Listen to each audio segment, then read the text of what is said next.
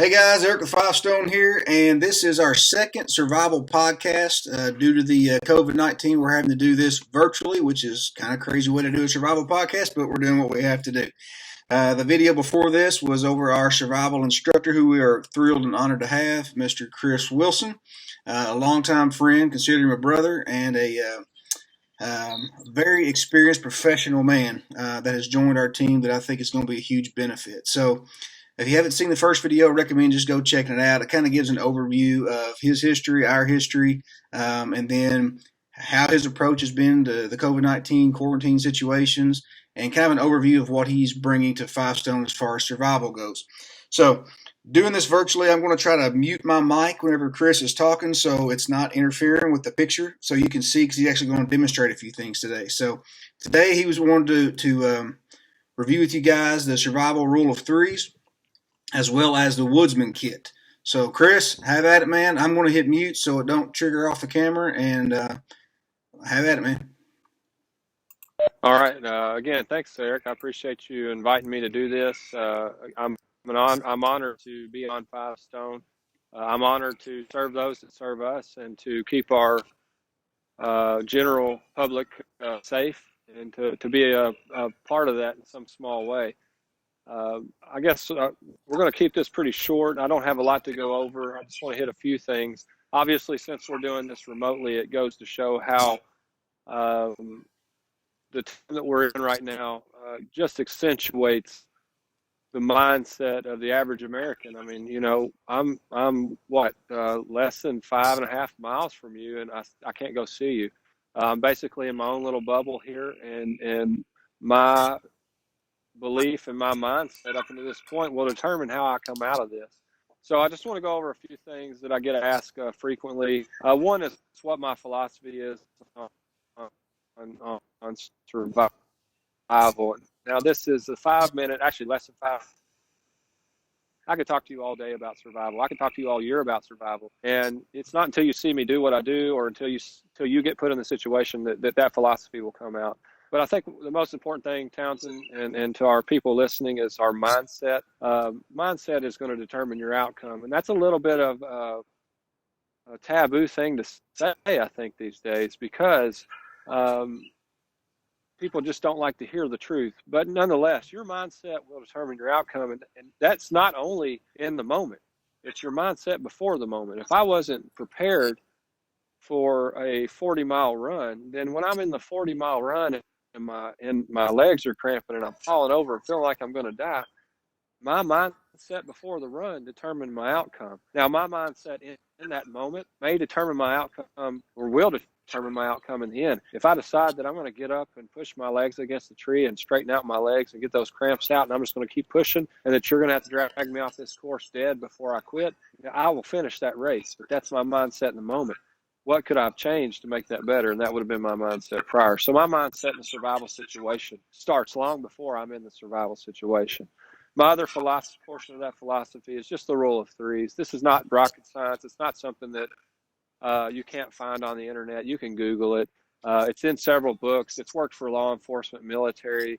It's something that's been adaptive basically since the beginning of time for all mankind. So and in that rule of threes, we're just going to touch on a little bit of what I carry in my kit. And I call this my Woodsman kit. This is a small kit that I can carry.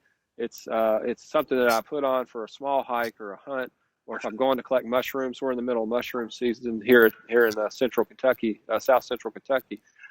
And it's just something that, in case something happens, I've got some tools at my disposal, with my knowledge, with my mindset, to get me out of that situation. So the first rule of threes is 3 minutes without oxygen or air, and I am basically done. Okay, I'm going to go unconscious. I'm most likely not going to come out of that, okay, without some serious ACLS.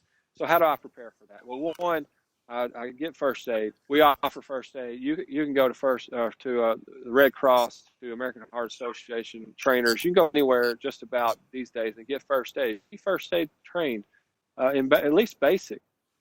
Get your tourniquet training in. I carry, in our rule of threes, and in my kit, I carry this tourniquet. This is a Recon medical tourniquet. I am not paid by them. I have no affiliation with them, just for the record. But this is one of the styles that I carry. This is a cat tourniquet, light style, and it's something that I carry with me that helps me. If I get an arterial bleed, you know, and most people watching this know, 3 minutes with a good femoral artery bleed, and I'm done.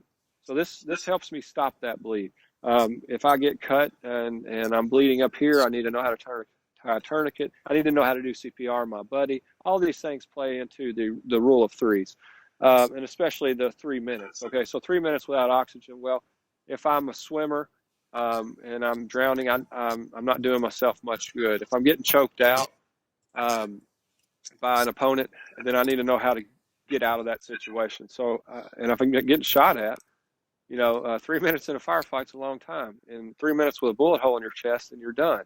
So I need to know those things. I need to know my first aid, my firearms. I need to know how to swim. There's so many things that can go in just to those first 3 minutes. But the main thing that I carry, again, is the cat tourniquet. Of course, I always have a sidearm on me. If I'm wearing clothes, I'm wearing a weapon. And that's just how I view things. And that might not be your view necessarily, but that's how I view it if I'm in the wilderness, because Mother Nature in general, she just wants to murder you. That's her overall goal. And if you don't believe me, go spend time bare naked in the woods somewhere and see how long you last. I can promise you it will not end well for you. But nonetheless, so 3 minutes without oxygen, 3 minutes with a heavy arterial bleed, you're done. So my kit, I'm carrying this cat tourniquet. Sometimes I carry a little first aid kit just for Band-Aids to make me feel better when my feelings get hurt. Okay, so 3 minutes, no oxygen. The next thing we move to is 3 hours exposure. And this could be any temp. This doesn't just have to be cold. This could be, literally could be an 80-degree day with a 5 or 10 mile an hour crosswind. If you're wet, you can become hypothermic very quickly. And it can also apply to hyperthermia if you're in a desert environment. How do I get away from that? Well, 2 things that I carry with me to get me out of those situations. One, I carry my own form of shelter. Now, I've trained myself to build my own shelter, but why would I spend the energy and the calories on building a shelter when I can literally pack this? This weighs a little bit over a pound, and it packs down tighter than this. I've just got it out of its bag for right now for demonstration purposes, but I can pack my own shelter. It takes me less than 2 minutes to set this up. So if a rainstorm's moving in or a snowstorm, I've got a shelter in less than 2 minutes. Meanwhile, the rest of the survival gurus are out chopping wood, trying to make lean-tos. And I'm not making light of that. And in a certain situation, if I don't have this, I can by all means do that. And my training and mindset get me to that point. But for today's purposes, in general, carry a form of some form of tarp. This is a bushcraft tarp.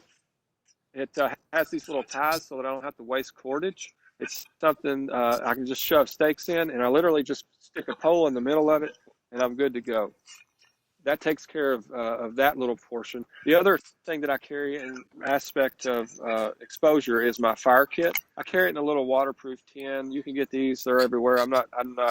There's not any one particular one I carry.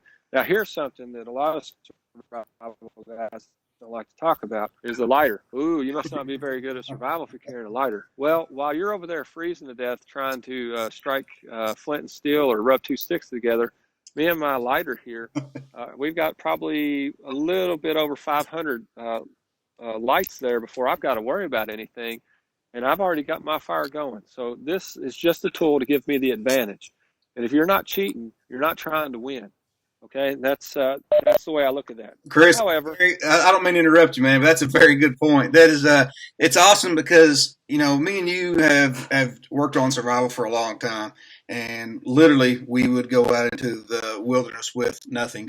We may have a tarp and that's it, and figure it out. And we went with, the bow drill. You taught me the bow drill. I'm by no means a survival expert, but, I know from what you've taught me and we've done together, but it's almost like you advance and then you go backwards, because you learn these skills to build your comfort level up and your confidence and your skill set. And then you realize that I can use that if I need to, and I need to practice and stay up on it. But you're right. Why spend all the energy and why spend so much time and so much effort and calories and all this stuff and precious time in a survival situation when all you got to do is grab your big lighter and start a fire? You know what I'm saying? So that's a good point, man. It's almost like you get so far, then you almost simplify everything because that's what you need to do in the end, Yeah, 100%. And if you come to my class, and you know how I teach, Townsend, uh, I learn from the primitive way, and then I move into the modern way. And that way, if my modern way fails, if this lighter fails, I can use my flint and steel. Okay, I can use these things. I have no problem. I'm very versed in how to use this. I can use a bow drill, but why would I do all that and waste all those calories when I've got a bit lighter? So I always train from the primitive, and then I go up. That's how I try to teach my students, and that's the message that I try to teach. And even in my kids' life, that's what I try to teach. So, but I do carry for fun because everybody likes to see the old flint and steel. I carry my char cloth, and I carry my striker. This is more nostalgia for me. This is something that keeps me in my mindset of survival. If I'm having a hard day and I crack this kit open, this brings me back to what it is I was created to do. So that being said, and this is especially important. I carry wet fire. Now, again, I'm not a spokesperson for them. They don't pay me any money to say this, but I was a special operations swift water technician. I've been in some really cold, basically water environments for long periods of time, and I can tell you right now, I can dump water on this, use my lighter, and light this on fire, and it will burn for about a minute. In the meantime, I'm piling, as much dry stuff as I can get on it to burn. This is a lifesaver, and I mean that in every sense of the word. Again, they don't pay me any money, Townsend, to tell people this, but it really does work. So I carry a decent amount of wet fire because I don't know what situation I'm going to be in. And quite honestly, if I've got my kids with me, all this goes out the door. The quick, effective way is going to be the way that I go because I've got to get people warm, and I've got to ensure the survival of the people around me, including myself.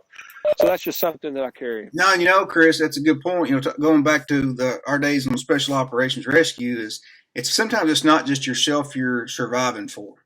Sometimes you have to protect yourself or set your survival means up so you can protect your family, or special ops rescue so you can protect that victim that you find who has been submerged in water in the middle of wintertime, and they're hypothermic and, they're going into shock and we're sitting here trying to get them warm, provide medical care, and all this stress and working under stress, which is I know what you teach in your classes too, is so important. 100%.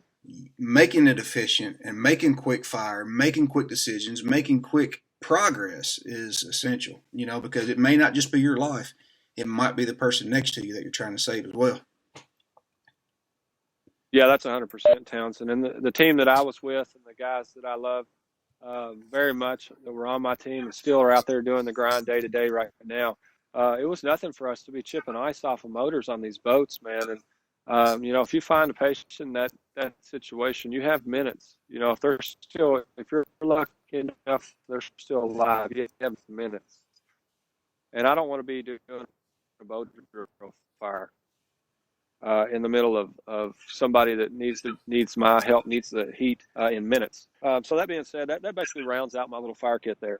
Basically cuts down on any chance of failure as much as I can get it, without carrying a blowtorch or something of that nature. So we got the 3 minutes. We're down to 3 hours of exposure. Now let's talk about water and basically 3 hours, or excuse me, 3 days without water, and you're going to experience kidney failure and ultimately death. So usually I carry a pre-filled single wall aluminum. This is single wall. It's not vacuum walled. Aluminum water bottle. And the reason I don't carry vacuum walled is because they're super hard to heat up over a fire because they've got that layer of air between the two walls. And I'm not sure, but I would be a little worried about wall failure if it became too heated. With this, man, I just tie a little string across the top, I hang it over my fire, and I can boil water if I need to. I always carry something that I can boil water in because I might drink all of this. I don't know how long I'm going to be out there. This may be already gone by the time my survival situation scenario happens. So I always carry something I can boil water in. And again, for me, it's just a simple aluminum. I think this cost me $3 at Walmart on clearance. Okay. The other thing I like to carry is some form of water purification. If I'm in a hurry, I need to get out of here. I don't have time to boil water. One of the things I do like is the life straw. I hear a lot of people talking good about this. I hear some people talking smack. These are the things that I've tried myself. I've literally drank out of the river with this. I've been on search and rescue scenarios where I drink out of slow running streams. I have yet to get sick. And this is super fast. I mean, if worst comes to worst, I've got this in my front pocket. I lean down, I get me a drink, and I'm back on the move. For my tactical guys, heck, we'll spray paint this green if we need to, and you can pack this with you wherever. And when you come across water, as long as there's not a dead carcass laying in the middle of it, I'd probably drink out of it. This cuts down on a lot of time. Again, just simplifying. Yeah, that's awesome, man. We tell people all the time, I do in the videos and online, our instructors, our pro staff team, we've lived it and we've done it. And we're not going to have anybody that's going to be an instructor at Five Stone that's going to be trying to teach something that has not been in a situation themselves, that hasn't had the training, that hasn't had the experience, professional experience to get behind what we do. You know what I'm saying? So 100%. And that they can look at and be like, hey, these guys have been there. They've done this. They have used this life straw, for example. You know what I'm saying? Maybe it's a good idea to not look at the double wall insulated, mugs, never you're using them. Things like that, the tourniquet applications, all that kind of stuff. So, yeah, man, good point. Awesome. And then I want to round out the rule of threes with something that everybody spends a lot of time focusing on, but in the ultimate scheme of things, it really isn't as big of a deal, and that's food. You can go 3 weeks without food, and for some of our more hefty friends, you might could go a little longer than that. And I'm talking 3 weeks. That's a long time. There's a good chance of survival of being found within 3 weeks, as long as your mindset's right, you have some tools with you, and you're thinking right. You're thinking about being found. There's a good chance you're going to make it out, but to make me feel better so that I don't become a diva, sometimes I carry a little bar with me of some sort, and just something, a Snickers bar even. Sometimes, a lot of times, it's just beef jerky, just something to munch on. I try not to keep my hand in the bag per se, especially if I'm not in a survival situation, just because if something happens and I need those extra calories, I sure would like to have them then and not 4 hours before that, and all of those calories have already been burned up. But a lot of people focus on that, man. I see a lot of people carrying a lot of snares and all this stuff with them. And I'm not going to lie, in my packs, my heavy packs, and in my winter pack especially, I do carry a little bit of hunting and fishing stuff. But ultimately, my goal is not to be out there long enough that I need to consume that many calories. And the fact of the matter is if you consume calories and don't have enough water, you will die. Your body can't break down those the proteins to basically produce calories without water. So, don't get too focused on food. But if you're a diva like me, whenever you get hangry, you'd like a little something to snack on. I'll usually carry a little something. Again, this is my Woodsman kit. It's not a full-on, survival in the the Koosh Mountains kit. Okay, so, and then a couple of things that I just want to go over real quick, Townsend, that I carry with me all the time to make my life a little simpler. And it makes sense to me. One is a headlamp. Everybody carries a flashlight. That's great. But when you need both hands, headlamp's the only way to go. And if you're a first responder or law enforcement or military, your hand torches, your hand lamps, those are great. But you better have a good headlamp. Because if you're trying to start an IV in a power down situation, you got to have both hands. And you might not have that extra guy on your team to get that started. If you're reloading or if you're doing, operations that require your full dexterity, full alertness, and you don't want to have to be worrying about light, and the headlamp's a good way to go. Now, obviously, in a low light scenario where you can't leave a light signature, you're not going to be using headlamps anyways, but it's always good to have one. This one has a red light feature, which I really like for keeping my night vision. But hey, around camp, you can't beat a good headlamp. I carry gloves with me, and the reason I carry the gloves with me is basically to keep myself from developing blisters if I'm doing hard labor or if I'm doing repetitive motion in certain situations. It also keeps me from cutting my fingers, little things here and there. I am very proficient with a knife, but as anybody will tell you, if you work long enough with a knife, you are going to cut yourself. So this cuts down on that possibility. But I just like a decent glove. It doesn't have to be anything special. I do like some type of leather grip so that if I need to grab something out of the fire real quick, I can do that. I can get close to doing those things. And two, it keeps my hands warm. Even if these are wet, they still provide some insulation, and I really like them. and I always have a pair of gloves in all my kits.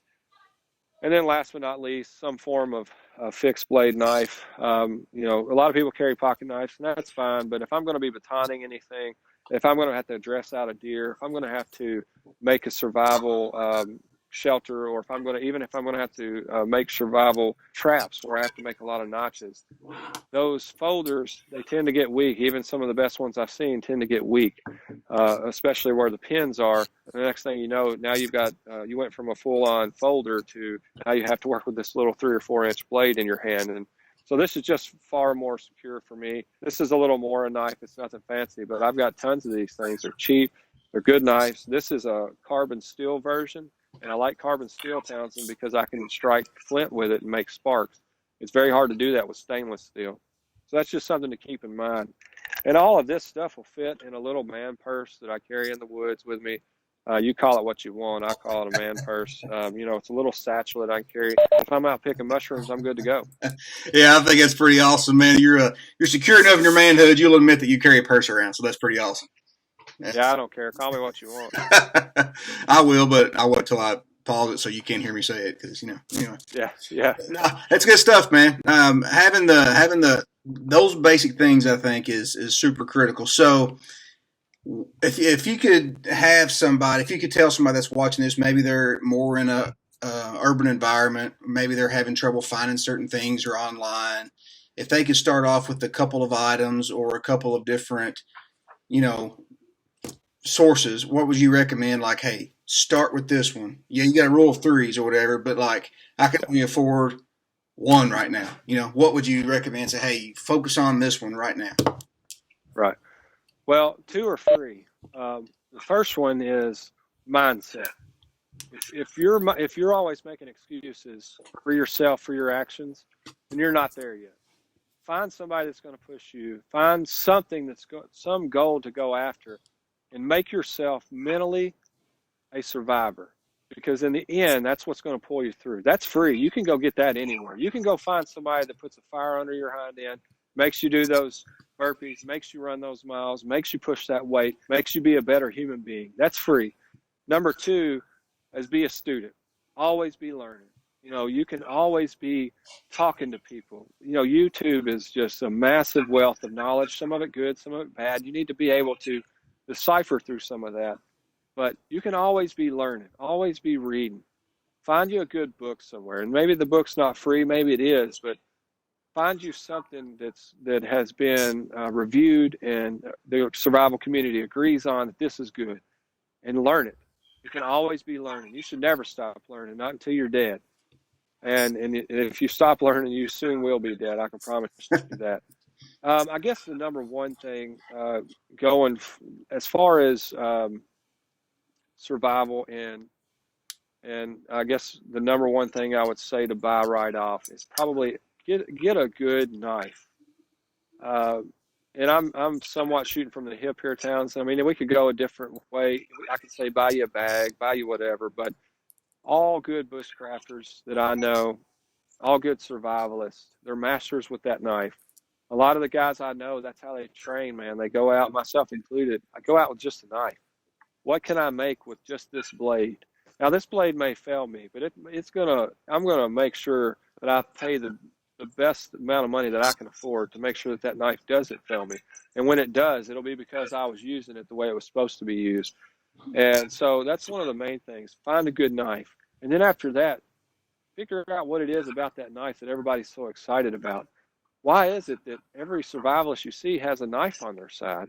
Why is it they're not scared to go out there with that knife? And I can tell you why. It's because they've trained themselves. They've continually sought the path that allows them to have the knowledge to survive with just that knife. Because who wants to pack in a 40-pound pack every time you go to the woods? I sure don't. I know you don't. What the viewers and listeners of this podcast don't.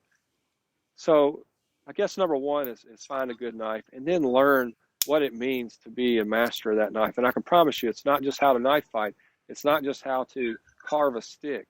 There's so much more involved in knife work, that the little intricacies of how to make water with fire. Well, how to make fire? Well, if I take this knife and I strike it against flint because it's high in carbon steel, I've got a spark. What do I do with that? and it just goes from there. What do I do with that spark to make it a fire now? Well, now I got to go learn this. So it's a driving factor in the way. Now, I would very quickly follow that up with get you a good bag, get you a good form of water. There's not one thing I could say, but if I was going to say something to inspire you, something to get you off onto your survival path, get a really good bushcraft knife. Yeah. All right, man. That is awesome because, as we do a lot of defense training, that knife is it's also your protection. It's also you're right, your number one tool. Yeah, that's good stuff. And I think, we're not sponsored by anybody by any means, but I think the knife that you pulled out there was your Mora knife, and I've got a couple of them myself, and they're just unbelievable blades. So anyway, somebody looking for a good one, I recommend those. They're very, very affordable, and they hold a good edge, and they're easy to sharpen. So anyway.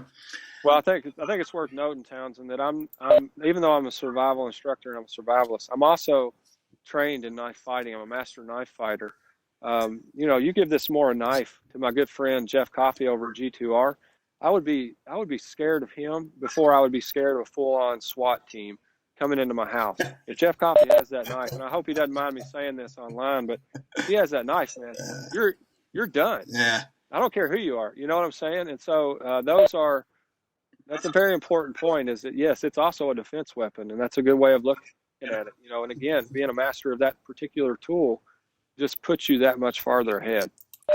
Yeah, that's awesome, man. I remember one day we were training I think we were at the Marshals training, if I'm correct. If not, you can correct me. I'm pretty sure we were training some of the Marshal units, and one of the guys doing the class was talking about, they always say don't bring a knife to a gunfight, and that is wrong. And I give you Exhibit A, Exhibit B, Exhibit C, and he was talking about us, So, yeah, man, it's good stuff. Well, hey, we're losing some signal. I hope I haven't lost you yet. We're going to go with this one because it's kind of starting to cut out. So appreciate your time, man. I really do. We may have to break this video down to a couple different clips to get it on. But are you muted there, Townsend? No, it's just having problems connecting, man. Anyway, sorry if you can't hear me. I'm going to tie this up and wrap this up. Appreciate your time, man. Appreciate what you do. Technical difficulties. Yeah, and for your contribution to Five Stone, man. I appreciate everything. We're having some trouble connecting, so we're going to go ahead and sign off, and we'll catch you back up on the next video, man. I appreciate you. Hey, thank you, man. Privilege is mine. All right, man. Five Stone's out.